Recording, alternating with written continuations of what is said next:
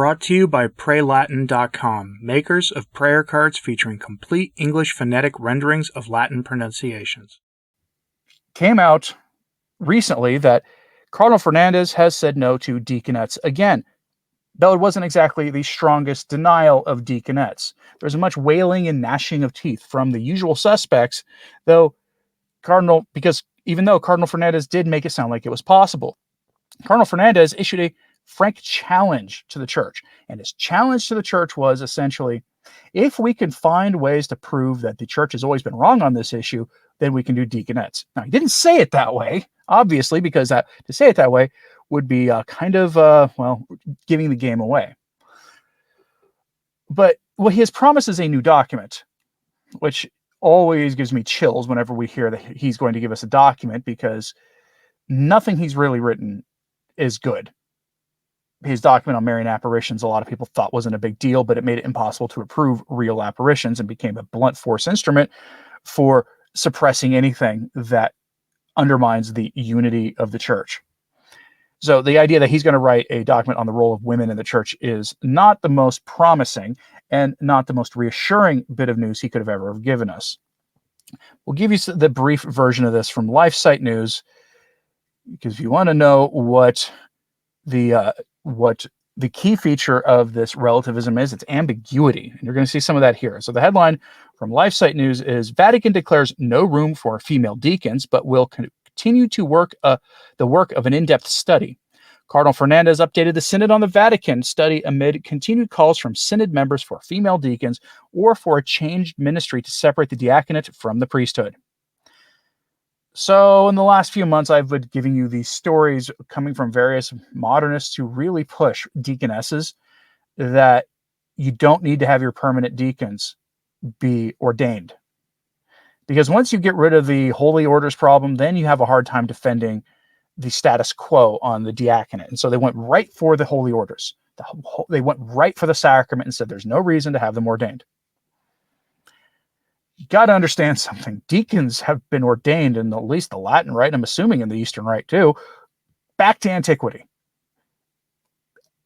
Their suggestion attacks the integrity of the magisterium. In fact, this entire question, deaconesses, who can be ordained, attacks the magisterium at the most fundamental level, because if the church got this wrong, a fundamental question of church authority and teaching authority, the church got it wrong, that means everything we believe is a lie. Because if the church can't even figure out how to govern the sacraments itself at the most basic level of who can be ordained and not, then it can't be trusted on anything else of any authority. This claim they're making is not the same as like traditionalists make, which is that basically men started being put into the priesthood and worse in the late 19th century and beyond, who didn't really have the faith. They were heretics in one way or another. And they were allowed to temporarily run the church to our time. But that temporary running of the church will be undone at some point. Excuse me. That's a different claim. It's a fundamentally different claim than what they're saying. They're saying that the church got it wrong since basically the beginning. Because when you actually read the history of this question, women were never ordained in the church. Women just never were. There were times where they had some assistance to bishop authority, but the reasons for that have long since faded into antiquity. We don't have the social problems and the practice of baptism done the way that was more common in those days. Again, they attack magisterial authority by even suggesting this. But here's the brief summary from this from a LifeSite. Quote, Cardinal Victor Manuel Fernandez has given an update on the Vatican's latest study of female deacons, ruling out any immediate changes, but also leaving the door open for future announcements. Addressing the 350 participants of the Synod on Synodality Assembly October 2nd, Fernandez, prefect of the Dicastery for the Doctrine of the Faith, gave an update on the work of the Synod Study Group, which he is leading. The 10 study groups established by Pope Francis in the spring to examine key themes from the Synod so far, Fernandez is examining theological and canonistic questions around specific ministerial forms, including the female diaconate, as requested at the October 2023 Synod session. Quoting him directly, the dicastery judges that there is still no room for a positive decision by the magisterium regarding the access of women to the diaconate, understood as a degree of the sacrament of holy orders, said Fernandez. The Holy Father himself recently confirmed this consideration publicly, he added. That's a reference to that 60 Minutes interview that went viral back in May.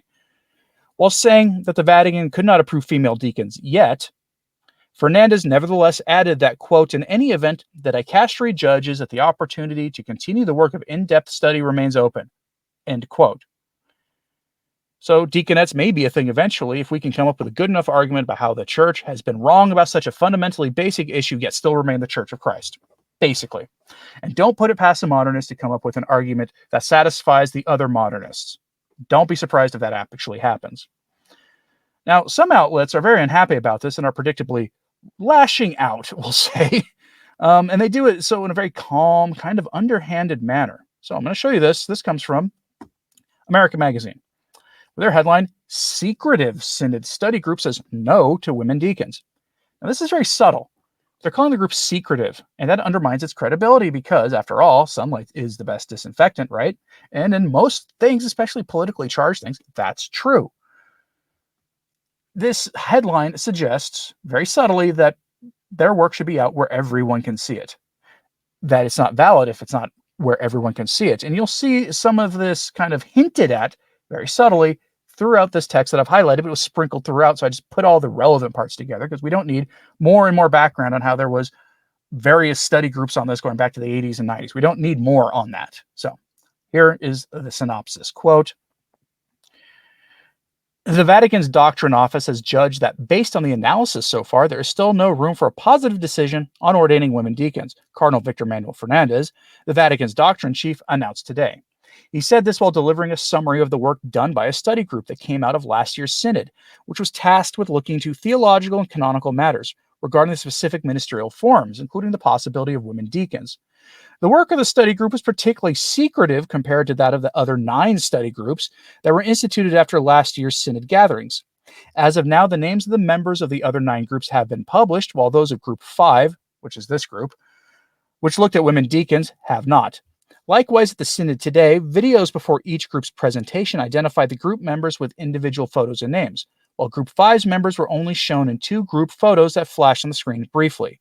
Cardinal Fernandez announced that Group 5 planned to draft a document on its study theme, which would look in particular at a variety of subjects, including, quote, the specificity of sacramental power, ecclesial functions and ministries that do not require the sacrament of holy orders, and the problems arising from an erroneous conception of ecclesiastical authority. He added that the document would take up the themes of Pope Francis's previous writings. In an off-the-cuff comment, he said these themes were unknown, which seemingly meant they are unnoticed or underappreciated. These topics, Fernandez said, would help give proper attention to the question of women's ordination to the diaconate.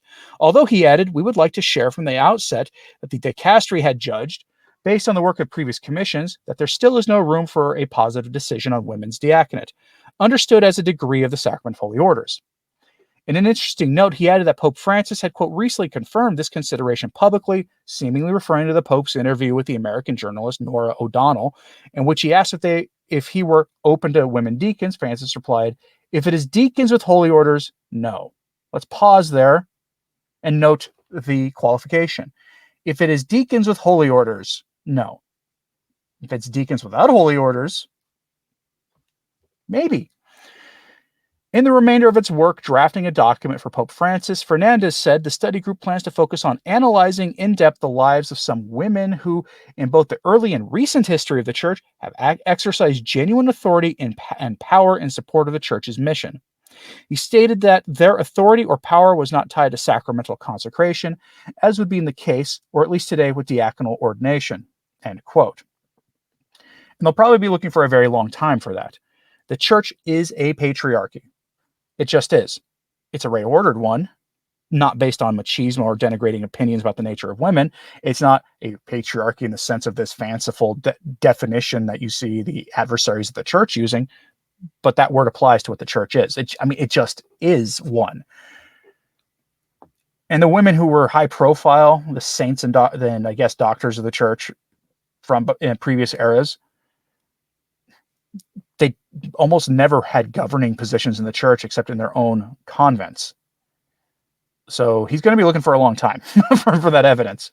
But don't be surprised if they bring some saint up who they then twist into a pretzel to give you the example of someone who had actual ecclesial power without holy orders. Because they do that. They have done that many times. But that article makes it look like this is a big plot against bringing the church up to date. And this argument rests on something illogical and unchristian. You cannot be the Church of Christ and claim that the church got something like this so fundamentally wrong for its whole history. It doesn't work that way. But that is the fundamental claim the modernists make. It's the fundamental claim they've always made. They make this claim all the time. And unfortunately for all of us, we have to live in the wreckage of their arguments as they try to foist the logical outcome of those arguments onto the church.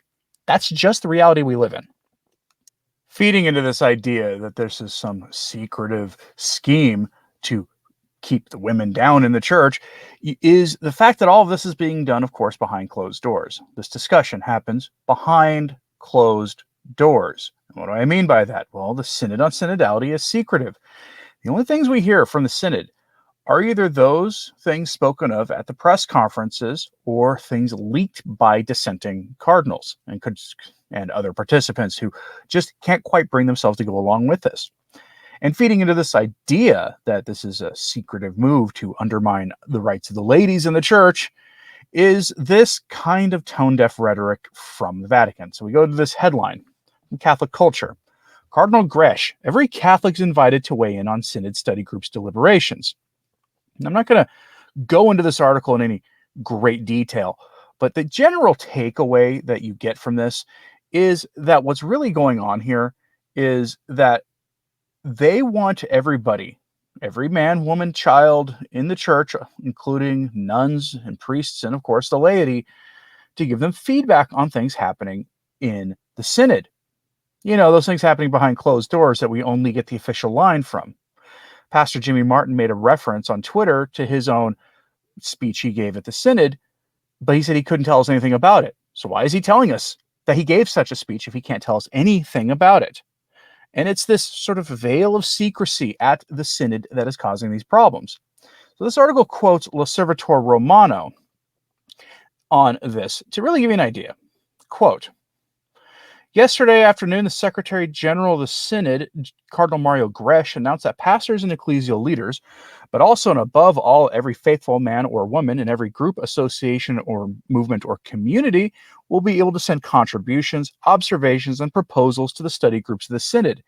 In this way, everyone will be able to offer their contribution until June 2025, when the 10 groups, and with them also the Canon Law Commission, will cease to be operational.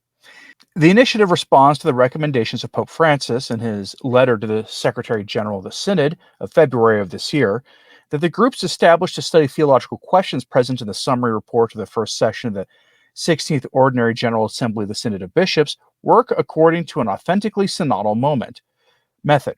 This means, Cardinal Gresh explained, that within themselves these groups are called to promote the effective participation of all members, but also to remain open to a broader participation, that of the entire people of God. End quote. That is, of course, despite the fact that this is all, everything they're talking about here is secretive until they release their official report. Now, who do you think is going to actually submit letters for that purpose? It won't be you, probably won't be you, because most people don't participate. But I have good news for you. If you want to participate, because most of the people who will do this are those the most motivated to push change in the church, not to defend against said change. If you are motivated on this issue, I will find an address so that you can send a letter to them. And I will, as I will say at that time, keep it civil. When you write a letter to them, keep it civil. Look up how to properly address cardinals and bishops and things, and address them properly. Keep it civil. They're not going to respond positively to angry invectives and things. So please try to keep some civility if you write such a letter. I'm curious what you think about all this. So let me know in the comments. Are you surprised that that Cardinal Fernandez got this kind of backlash from America Magazine? This sort of soft toned, oh, we love all the good stuff you do and all that wonderful poetry you write, Cardinal, but you got to ordain the ladies. Are you surprised that they gave him that kind of soft but kind of harsh at the same time response and sort of accused all this of being secretive backroom deals being made? And are you surprised that they're calling for the laity to participate in the never-ending synod of synodality? Let me know in the comments, please. Like and subscribe if you haven't. It does help. So to sharing this on social media, that helps too. And as always, pray for the church. I'm Anthony Stine. Ave Maria.